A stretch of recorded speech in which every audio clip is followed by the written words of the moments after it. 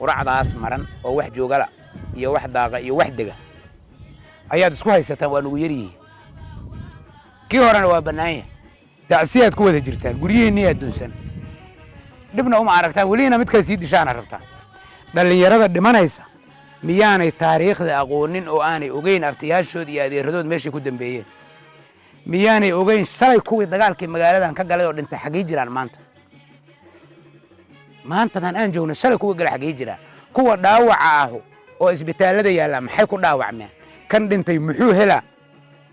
adduunyada waxa loo xarbiyaa waa inaad ama adduunyo waxesho ama aakhira waxesho soo maaha dadka dagaalkan gala dad adduunyana maaha dad aakhirana maaha labadaba maaha dad adduunyo maaho tacab kama helaan oo nolol kama soo gasho oo nimanka dagaalkaas ku jiro aan labada dhagax ku soo arkin nimanka meesha ugu foosha xun waa dadka dhulkan jooga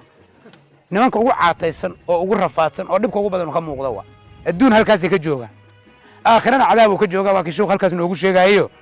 labada muslimee seeftooda kulanto labadaba waa ahlu naar marka ma xadiiskaadan rumaysnayn ma aayadaadan rumaysnayn ma waxaanan ogeynaa jira ma waxaad aaminsantihiin in qaybadan kamid ah gaala yihiin sidee ku dhici kartaa inaad masaajidkana aado halkaana qof walaalka oo muslim ah ku disho sidee isku qaban kartaa waxa ka cararayso masaajidka ka galaysid miyayna cadaab ahayn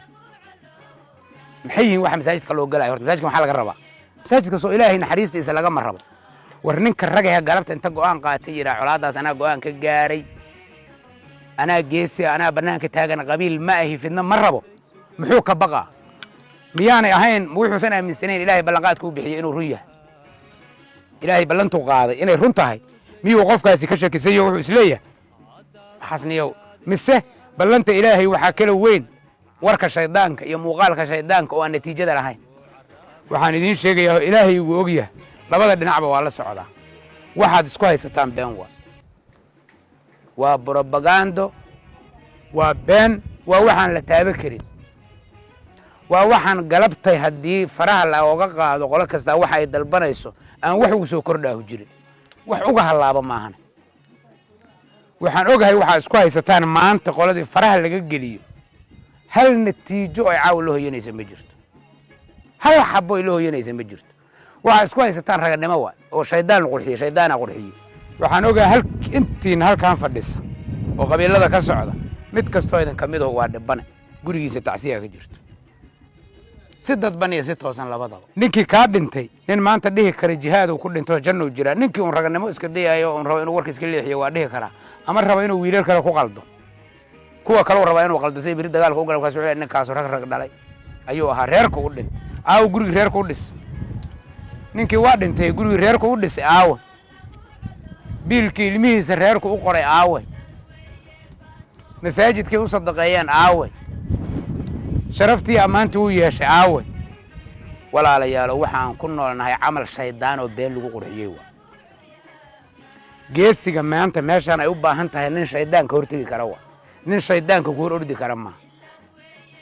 nin shaydaanka inta ka soo horjeesta dhihi kara waaye walaalkay beenad ku socotaa dulmiyaad ku socotaa nin odagiisa gacanta ka qaban kara waaye oday wiilkiisa gacanta ka qaban kara waa ragga dhalinyarada halkaan jooga ayaan rabaa inaan fariin u diro iyo kuwa kalena daawo doona cimriga aabayaashiin iyo adeeradiin dagaalka ku gaarina ku gaarinina shalayga ay qabaan maantana ha qabinina maantaad fursad haysataan aakhiro